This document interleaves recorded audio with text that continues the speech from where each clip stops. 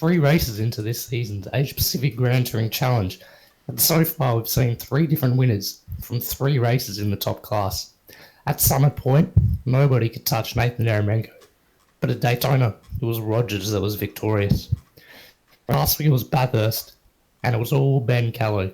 But this week, we're to the 2.5 kilometre Lime Rock Park for round 4 of the championship. Hello everybody and welcome to round 4 of the Asia Pacific Grand Touring Challenge. I'm joined today by Jeremiah Moore and Jerry. Do you think we could possibly see a 4th different winner from as many races today? Hi Jackson, good to be here for bringing you the action here at LitTV. Yeah Jackson, I reckon we can have a 4th winner tonight. I think just like the V8 Supercars and Formula 1 and MotoGP, I think there's a very big variety of drivers that can snatch that top podium step tonight.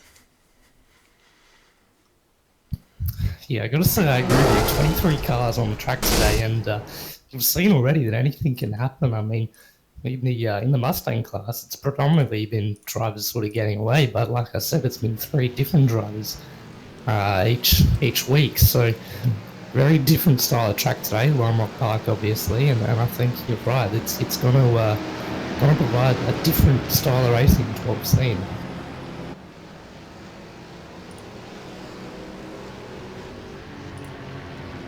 Yeah, I'm looking forward to this one. Very tight circuit, very quick laps. So there's going to be a high number of laps in the 25-minute race, and there's going to be lots of passing with the short track.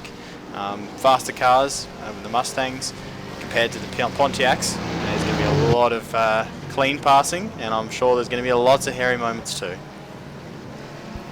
Drivers just starting to hit the track for quali, and it should be an interesting session. I mean, we've already seen this season that the qualifying doesn't define the race in this series, but like we said, this track is quite difficult to pass, and so this is quite an important session for the guys to get out there and make sure they get their car towards the front of the grid so that they're not getting held up in traffic, because like I said, it's difficult to pass, and if you get held up on the first lap here, you could find yourself 5 or 10 seconds behind the 8 ball, and that really puts you on the back foot.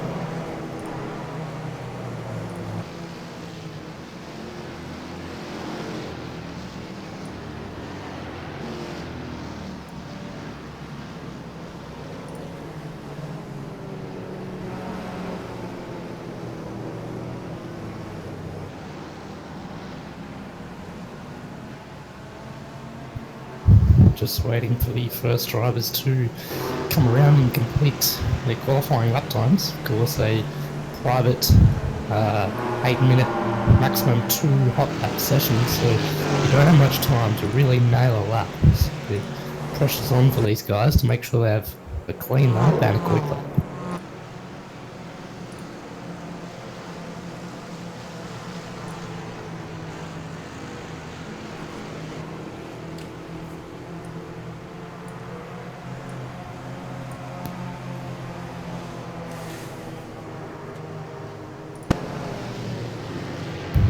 Okay, we're just hitting the track now. Let's try and grab an onboard or something like that. We can go take for a ride around this 2.5 kilometre circuit. Yeah, let's jump on board. Let's jump on board with Russell Clark. Russell Clark. He's currently halfway around the lap, so we'll just take our time until he starts the second hot lap in the Milo car. Russell, of course, has had good results so far this season. He's certainly a title contender, I think. Currently 3rd in qualifying. Actually, he may not complete another lap. We'll just have to wait and see what happens here. Onto the main straight. Not the longest of straights, but it's a reasonable length, actually, this one. Hard braking for turn 1. This is a tricky corner, a very tricky corner. Multiple apexes. It's all tempting to go in and get deep and then get on the power too early, but that second part of it's tricky. Slight lift here for 2. Another interesting corner, and then 3. Very important not to run the car out wide. Otherwise you get a bad run down this little back stretch. Really not much of an overtaking manoeuvre here. It's overtaking opportunity. Tricky corner. And then over the crest, car tries to get very loose here. Got to have a little lift or maybe a short shift. And then these two final corners, turn 6, pretty important to get this one right. Run a bit of curb. He's got a bit loose there. And then under the bridge. Awesome piece of racetrack, this one. Turn it in. Lean on the tyres. Right out to the curb. He's going to conclude his lap and come to the pits here. But that's 2.46 kilometres of Connecticut's greatest racetrack. It's different to what we've been to lately, different to Daytona, very different to Bathurst, but I guess more similar to Summer Point in its characteristics. But I think it's going to produce some very interesting racing in today's race. Yeah, it certainly is. I'm definitely looking forward to this one. We'll just look at the track guide. We get turn 1. They call it the Big Bend, and that is exactly what it is. Turn 1, very tricky to get right. You've got to make sure you get your braking markers spot on, otherwise you're just going to find yourself drifting wide onto the grass, or if you brake too much you might find someone that's going to come straight up your inside and wipe you out. So it's definitely one of those corners you have to be careful of, as well as going up the hill. You through that fast right-hander going up the hill and getting air. I know definitely the Mustangs, they get plenty of air and they're very powerful on the rear end, so they do, when they come back down, they sometimes do bite you very hard. Yeah, turn 1, don't be surprised if it's a bit of a talking point here at the start of the race. A lot of guys try and throw one down the inside. It's very, it really tempts you into firing it down the inside under brakes on the opening lap. But many a time we've seen cartage here at turn 1 at Lime Rock Park. So hopefully the drivers are smart and only got 25 minutes just to settle in and not run into each other on that turn 1. Most of the drivers have completed their laps now. There's only 2 minutes left in qualifying. So yeah, most of the drivers have completed their laps, being a short lap time.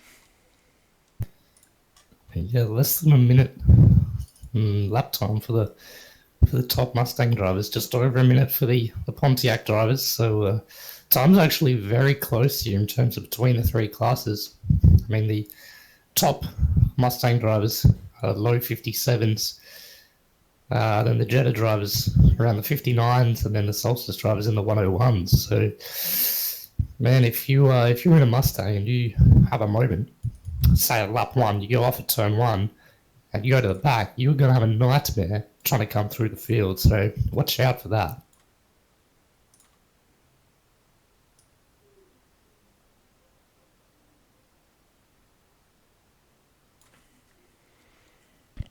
Yeah, definitely. I've been. I remember last season I tried the Mustang. This is one of the only circuits that I tried the Mustang at, and it was a crazy race. There was, Pontiacs coming through, the Mustangs that have spun. It's so easy to make a mistake. So that's what's going to make tonight's race so important and so interesting to watch. I'm just having a bit of a laugh here. I'm going to start looking through our entries for today's race. In the number 18 car, he's a card holder. That's got to be the best name I've ever seen. Card holder. That's interesting. That's classic. With the 19 after his name, so 19 accounts. That's yeah. I don't have too many other comments from that, but anyway, that's an interesting one. He's lined up 17th on the grid, which is 8th in class, I believe. Cars gridding up here then. 2 minutes before we head off our formation lap.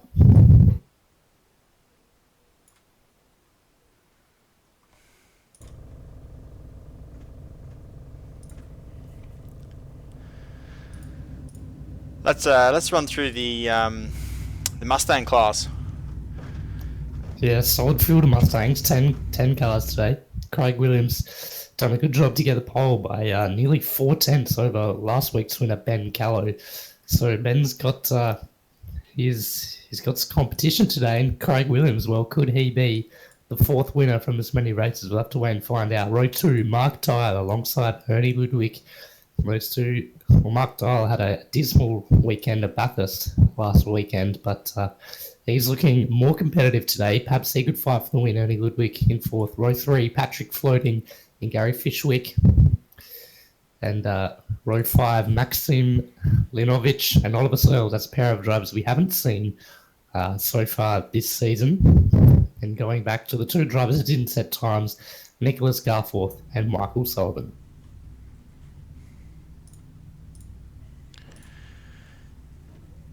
Let's run through the Solstice grid. We got Cohen Copland, Tony Pizarro, Russell Clark, Toshi Tanaka, and Dennis Van der Schild rounding out the top 5 for the Solstice. Big field, 11 cars tonight. And the back half of the Solstice field, Brad Fenley, Visa card holder, Dennis Tichler, Juan Gomez, Robert Griffiths, and Wayne Shepherd off the back.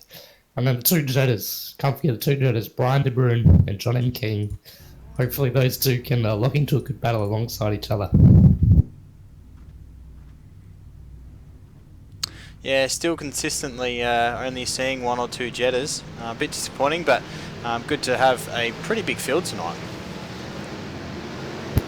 Yeah, and hey, we have to say a little word of apology. We've been calling out Kristen Nelson as the only girl in the category. We've recently found out that was incorrect, and Krista is indeed a man.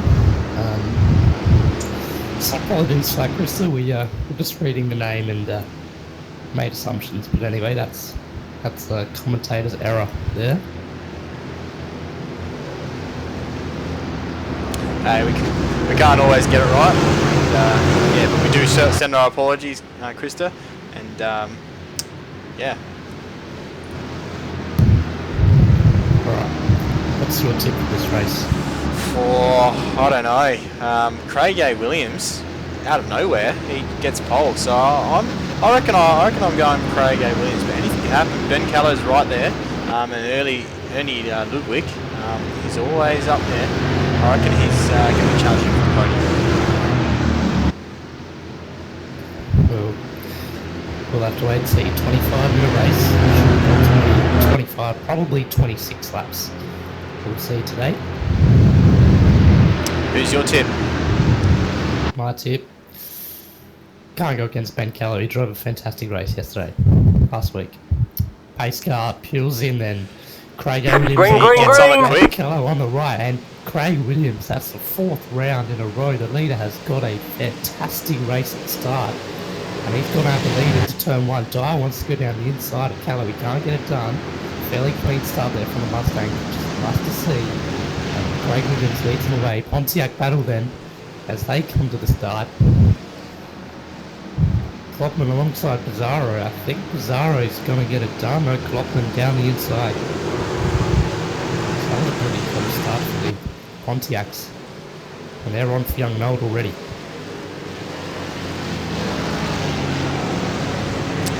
Yeah, no contact so I can see yet back through the field. Around that's reigning champion has spun.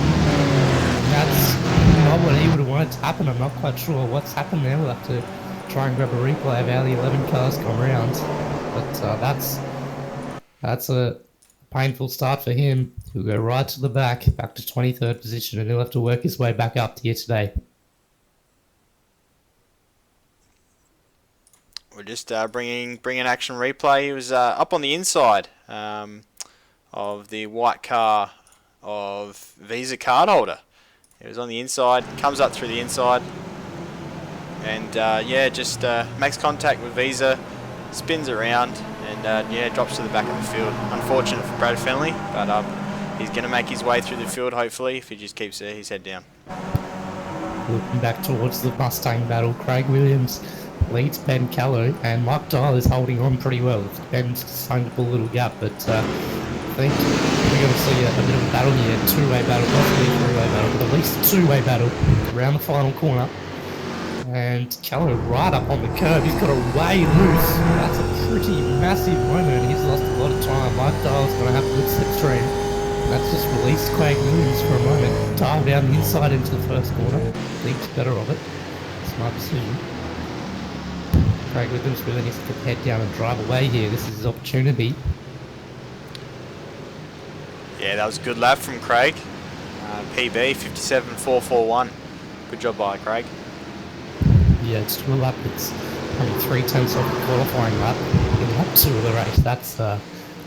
That's really impressive. But all three of these guys are pretty close. So that's impressive for all these drivers. And only Ludwig and Ford isn't too far off, but he's under a bit of pressure here from Gary Fishwick, who we've seen in all the races so far. He's quite competitive for those podium positions. So we'll wait to see how that one plays out. Yeah, I noticed Gary Fishwick has got some fresh paint. Looks to be still wet, so it looks good. Love the brown. I love the orange. Love the black and the green stripes. Looks like he's got some CP Racing karts sponsorship, and also some Amagy. So good job from Gary Fishwick to get some nice fresh paint on him. It's good to see a bit of a pack forming here in the front of the Mustang battle. We've seen, last week there was a bit of a battle, more of a mental battle, but this looked to be a real on-track fight out shaping up here. So we've been focusing a lot on the Pontiacs in the last few weeks, but that's a good job.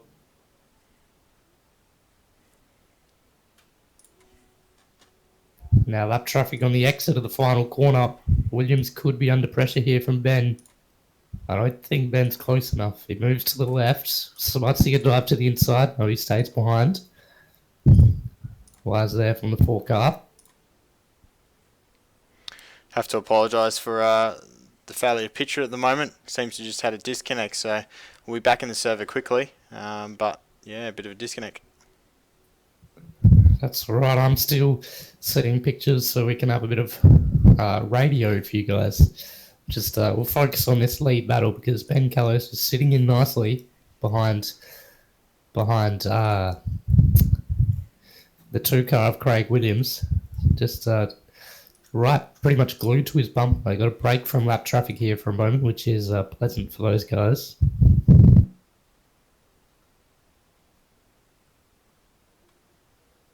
Looks like there's nothing in between these two.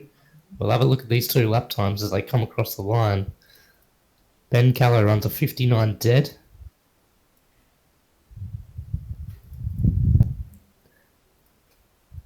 And Craig Williams runs a 57.6, so... sorry, apologies, I read that wrong. Oh, and Ben Callow's gone off. Callow's gone off the exit turn 1. He's regained it. Only lost probably half a second, but... wow, that just shows the pressure these guys are under. He's made a little mistake. He's going to have to work hard to try and catch up to Craig Williams, but with this lap traffic, it's definitely doable. Mark Dial just in the back of picture. He'll be trying to regain that time, 5 seconds off the back. Yeah, as I said earlier in the broadcast, turn 1's it's a red spot, it's a hot spot for incidents. There's no concrete around, for ages, but there is that green stuff which makes you slip very easily. Yeah, the track really narrows on the exit. I think that's what Ben's done there. Tried to get on the power too early and just run into the grass, but he's already catching the back of Craig Williams, who is catching the back of the Pontiacs of Dennis Vandershields. And I reckon he's got a little bit of time here, possibly around turn 2. Callows are all over the back of him once again. Yeah, Craig really lost a lot of time through there. He's getting past Dennis now, but yeah, Ben Callow's right on the back of him. Russell Clark, the next car on the agenda for these 2 Mustang drivers. And they'll catch him probably going into the final corner, which is a real bad place. He's going to try and go down the inside. Ben will try and follow him, I believe. And yes, he's got a time. That'll cost Ben a little bit of time. Actually, I take that back because Ben Callow down the inside of Craig Williams. He didn't get a good run out of the final corner. Callow down the inside into turn 1, and that is a lead change in the top class. Ben Callow to the lead of this race, about halfway through. And a lot more lap traffic still to deal with.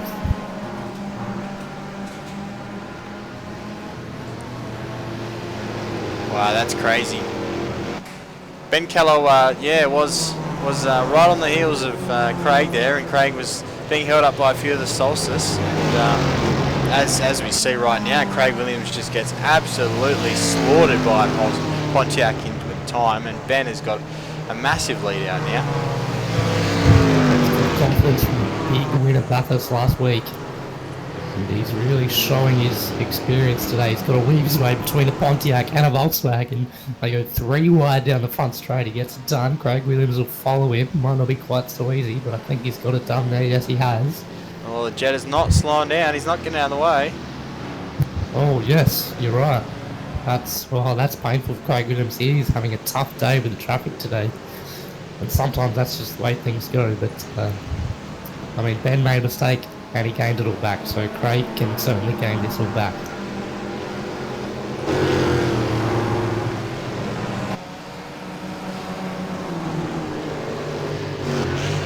We'll just turn our attention slightly to the Pontiac battle, where it's still Klopman from Pizarro. It's still nothing there between these two guys.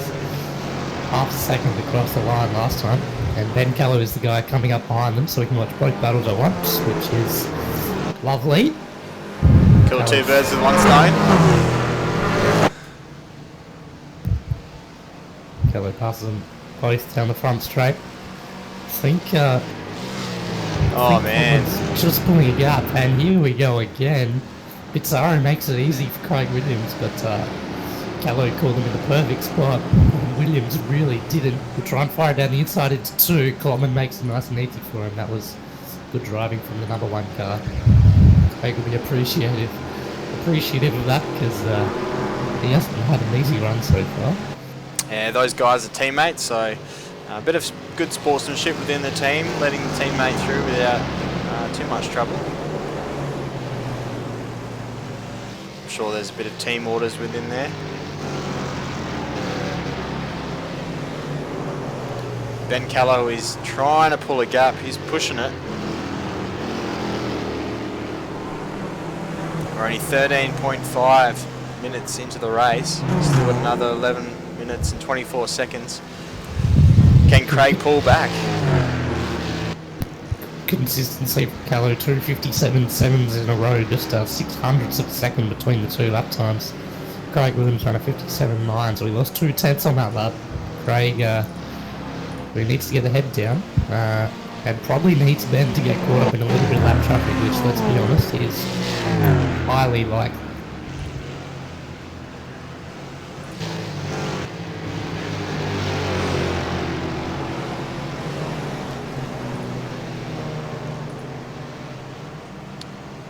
Just looking back to the Jetters, John M. King's pulled a good gap.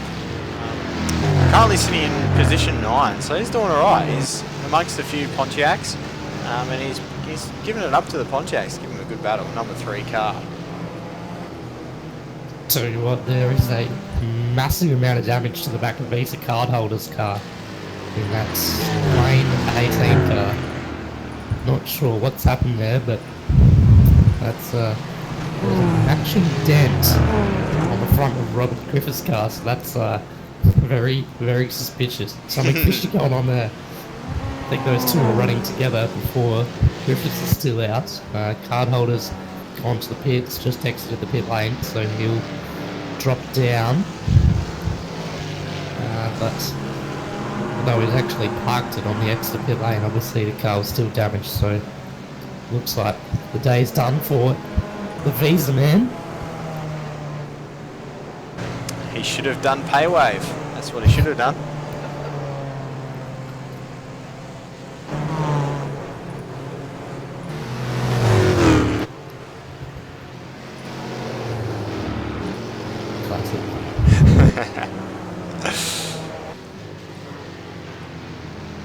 And Kelly continuing to pull a gap on Craig Williams. Ever so slightly, just a little bit. Each lap's 1.2 seconds now, 15 minutes into the race, so 10 to go. It's It's not over here though. Kelly really has to keep the focus on. Yeah, Williams and Callow have pulled a gap to position 3 car Mark Dial at the moment. Gabe Fishwick's in behind Mark, but yeah, those 2 leaders are pulling out a considerable margin at the moment. Yeah, let's just run through the field like you started. In 5th place for the Mustang, Maxim Vinovich.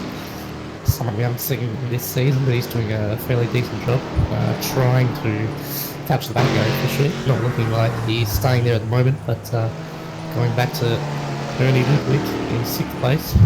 Maybe expect a little bit more from him this week, but perhaps he's just not got this track sorted out in the number 16 car. And then Patrick Floating, another driver I don't believe we've seen this season in 13 car. 42 seconds off the race lead. Michael Sullivan in the 22 car, he's a lap down. And I'm not getting any pictures from him, so I think he's pulled into the pits. I'm not seeing what happened there. As we've got a bit of contact, Juan Gomez, looks like it was the car was a handful before coming up to the hill, but he's gone straight ahead and he has parked it on the hill. A bit of a weird case there. Looks like for Jean that his wheel has reset, and so he's only got 210 degrees of rotation. That's unfortunate for Jean. Yeah, he just pulled straight off and parked it. That's a mechanical failure there for the 19 car. But yeah, these things happen. I'll continue to run through the field. Oliver Searles, 1 lap down. Lucky to only lose a lap after that accident. And Nicholas Garfield is 11 laps down in the final Mustang. He received some damage from that incident with Searles, I believe, and is out. The 2 Volkswagens still out the circuit. I think John King has a bit of a gap on Brian De Bruin. Pretty quiet race for those 2. But what it's not a quiet race is in the Pontiac battle. Yeah, Coan Clopland and Tony Bizzarro. He's right there with him. This is a brilliant battle to watch. Currently got the number 1 car of Coan Clopland leading Tony Bizzarro. Tell you what, I reckon Clopland's pulled out about 1/100th of a second each lap. He's just got a tiny bit of a gap over Bizzarro. But Bizzarro's still there if a mistake's made. Toshin Tanaka just slowly dropping off the back in 3rd place.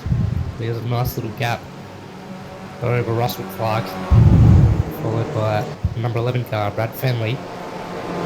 They have a lap or so on Wayne Shepherd in the 23 car. Dennis Vandershields, haven't actually seen what went on there, but he's down in 7th in class, which is unlike Dennis. So, not sure what's happened there. Dennis Chikachila in the 21 car sits right up behind Dennis, actually. He's really close to him, so they got a little battle going on. And then it's Robert Griffiths, Ryan Gomez, and of course Viz Cardholder, the 2 retirements. Yeah, we've got Visa car holder just sitting in the pits trying to figure out his pin number so that he can get back out there and race, but it doesn't look likely for Visa car holder. 5 minutes around in the race, and Ben Keller has put out a 2.5 second lead over Williams. So Craig's going to need to pull something out of the bag here to stop Ben from making it 2 in a row.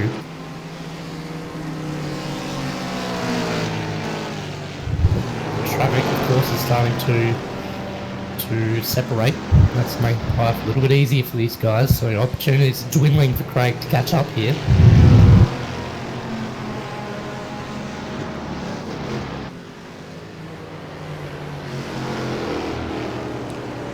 Let's talk about tyres. With about 4 minutes to go in the race, let's talk about tyres. They're heating up at the moment, quite a hot track temp. How do you think the drivers are feeling at the moment? Yeah, 40-degree track temp. I mean, the tyres could be working, but we didn't see too many signs of degradation last weekend at Bathurst, and so if we didn't see anything there, I'd be surprised to see anything here in a 25-minute race. In the Mustangs, we might be seeing something. Those cars obviously have a lot of power and under grip, so they do slide around a little bit. So we might be seeing some tyre wear in there. Not seeing too many obvious signs, but I mean, perhaps Craig Williams is suffering from time. He's down 3.7 seconds down now, so he is just dropping off the back and handing this race to Ben Callow. Yeah, he's falling back very slowly, but it looks like Ben Callow is going to take this one out with 3.5 minutes to go.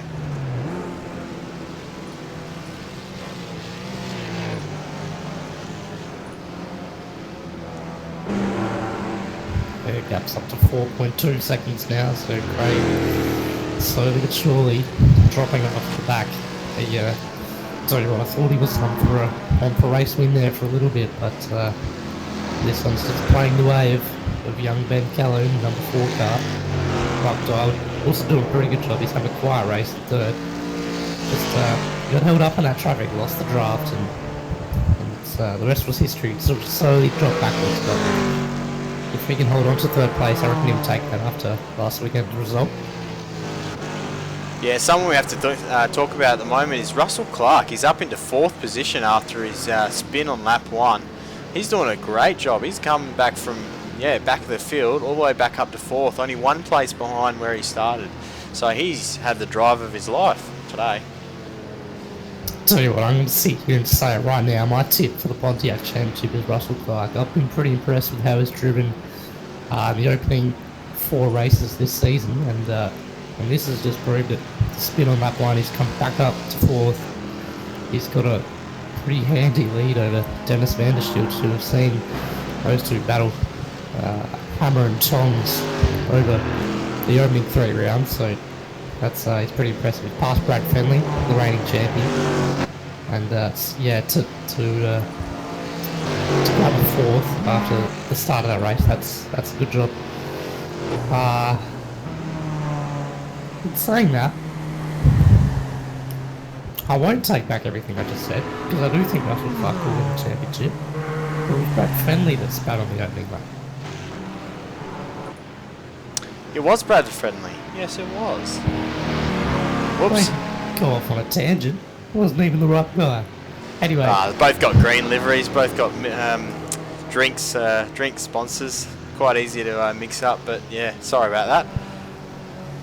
Regardless, Russell Clark has impressed me, and I think he's on for a good season. Brad Fenley, though, we do have to look at him. He's spun on first lap and he's gone up to 5th space. That's even better. He's 1 place in front of where he started for the race, so he's still gained after that spin, and he also, well, he has had a good drive as well today. Let's not forget the battle for the Pontiac win with less than 2 minutes remaining in this race. Pizarro continues to pressure Klopman. Don't think he's going to quite get there, but anything could happen here. They got Ernie Ludwig coming up behind him, so anything could happen. Let's ride on board with Tony. See whether he can close the gap in this lap. Tries to get in behind the car of Klopman. Got to be very smooth coming up a hill. Make sure you keep your mid-corner speed. Obviously these cars don't have much grit, so the grit you can give it and keep it up is the better when you're coming onto the straights.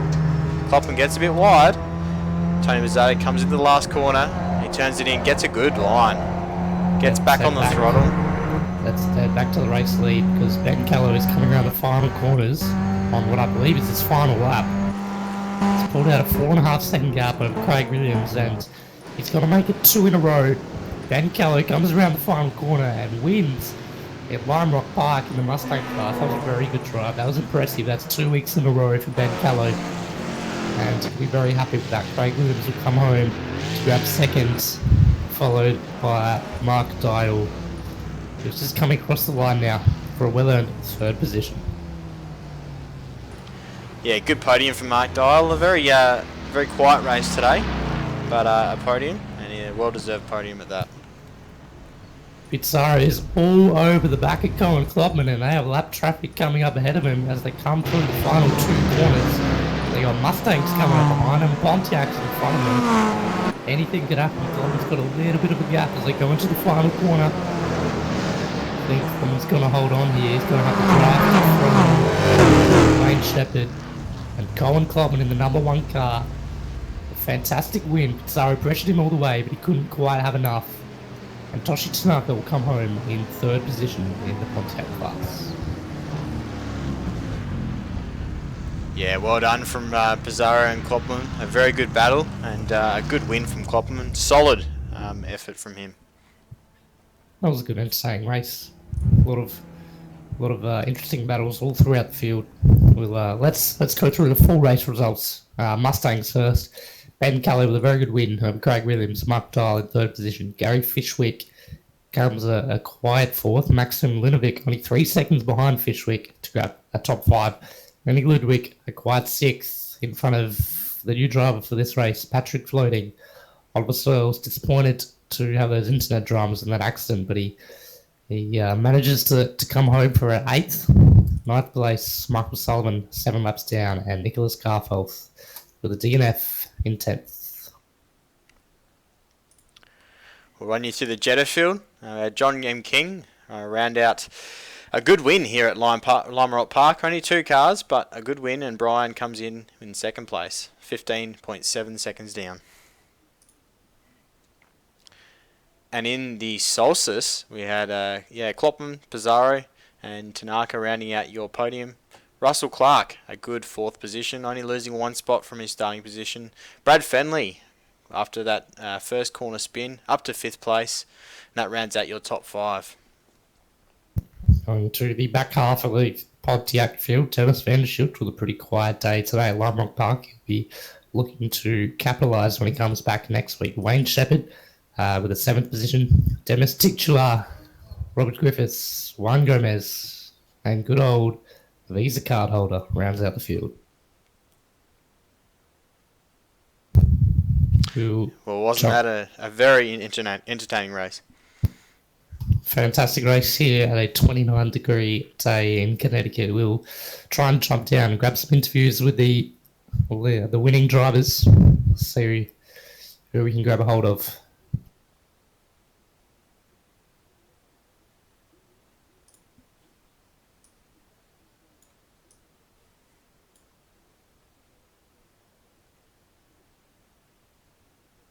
We've got Brad Fenley.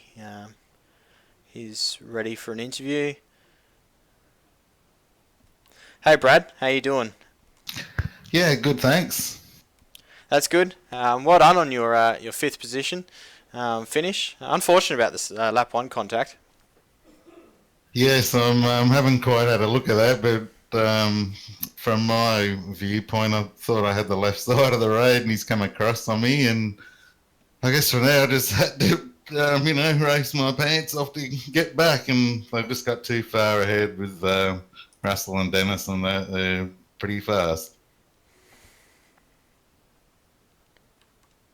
Yeah, they've been the pace setters this season, and it's always hard to try and keep up with them. But you're doing a good job. You've had some solid results in the last couple of weeks. You've been right on the tail and having brilliant battles. So keep your head up, and I'm sure you'll go a long way. Just a quick question about the series. So why do you choose to race in the Pontiac's class? No, it's just sort of throw back to your roots a bit, and then you. I think they're just a good bunch of guys to race with. Generally, the fellow I had contact with, he's not a regular, but between Dennis, Russell, and Craig, and a few of the other boys, I think it's just usually a friendly, close series to race in, and just enjoy it a lot. I'm not enjoying the daylight saving shift because I'm normally in bed now, but decided to support it, and plus I love the fact that you guys support it too. I think it's great. Yeah, we're normally in bed as well by this time, Brad, but that's all right. That's all right. Good to see. Always good to see people having fun, because that's what we come here to do. So that's great. No worries. Thanks, fellas.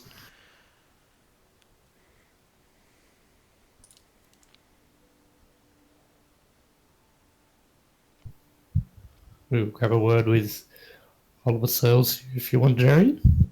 Yeah, let's do that. I'll bring him in.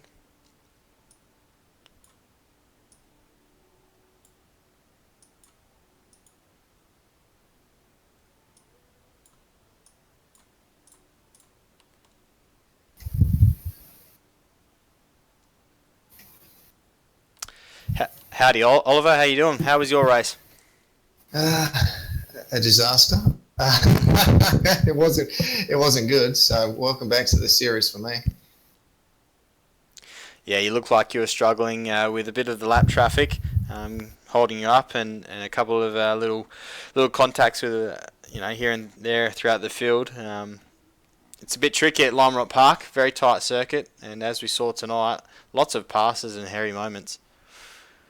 Yeah, as I said, I didn't qualify though. Well, I haven't had a lot of speed here for whatever reason. And then I got tagged by a guy from behind once, and then he tagged me again about a couple of laps later and just sent me into the wall, and then it was pretty much game over. And then you had a couple of other hairy moments after that avoiding the traffic. So would have been nice if it happened to some other people, but these things happen, you know. Hey, it looks like you had a bit of internet dramas going on there, and that could have been possibly what caused that incident. Did you have problems with your internet, or was that more on our end that we were seeing that?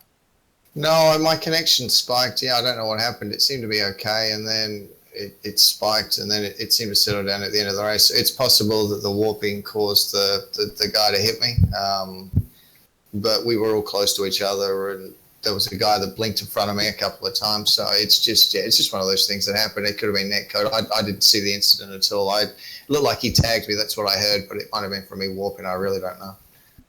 Yeah, on the broadcast, your car was flickering on and off, and yeah, one second we saw you going straight, and the next second we saw you about 45 to 90 degrees diagonally going heading towards the wall. So I think internet dramas played a big part in that one, but we also had a bit of internet dramas in the broadcast as well. So yeah, interesting night for the Australian internet connection. Yeah, it's a great internet coverage, isn't it? I'm actually in Perth with Telstra, so that could be all you need to know. But so my connection's not great at the best of times, but it's normally okay. I mean, I can do IndyCar races, I can do things like that without any problems. But yeah, I don't know what happened. It's one of those sort of things. It's obviously the jinx of the first race back. Yeah, that's what happens. It takes some time to get back into the car you've been driving after a long break. So yeah, you'll find speed as the weeks go on, and yeah, we wish you all the best. Before you go, just a question we've been asking our drivers tonight: why do you choose to drive the Mustang class? I was when I first joined the Blackadder Motorsport team, I was doing the Skippy, and we were big into sort of doing the GTC, so they said I should do that. I gave the Solstice a go once, and then they said, look, you should probably step up to the next level. I had dreams at one stage of driving the V8s, and they said, look, if you want to do the V8s, you've got to do the Mustang first. It drives similar, and I fell in love with it, and it's just great. I enjoy the multi-class racing. I enjoy. I'm not the quickest driver out there, so I enjoy being competitive in the races. It's good overtaking sort of the traffic. You get all the sort of dramas. I mean, when it doesn't work out for you today, it doesn't feel good. But on other days, it can actually feel really good. You know, when you're weaving in and out of traffic and stuff. It's just a great car to drive because it's got ABS, which is good, but there's no traction control. You got to be gentle on the throttle, and it just, I don't know. I've just started to do it. I now organise obviously this series, and I do the scheduling for the series. So I suppose I just fallen in love with the car, you know, despite it being a Ford. So I'm more a Holden man myself, but it's just a good car. It just drives really well. It's good to hear, Oliver. I'm a Holden man myself as well. But I've had numerous times in the Mustang where I've enjoyed driving the thing. It's one of those cars, as you said, that they recommend to those wanting to go into the V8. So, and I recommend it myself. Being able to tune that power in your rear wheels, definitely getting the throttle control helps when you jump into the V8, and that thing's just an absolute ridiculous beast. So yeah, definitely if anyone wants to be getting into the V8, try the Mustang. Thanks for joining us, Oliver, and we wish you all the best next week. No problems at all. Thanks, mate. Well, it was certainly a good race today at Lime Rock Park. Next week we head to, we'll start a bit of a string of famous racetracks. Monza next weekend, followed by Nürburgring, Laguna Seca, Watkins Glen, Le Mans, Silverstone, Suzuka. What a string of famous and exciting racetracks we're Wow. about to go to. Really looking forward to Monza next weekend. Tune in at the very same time. That's 10:15 Australian Eastern Standard Time, live on LitTV for round 5 of the Asia Pacific Grand Touring Challenge.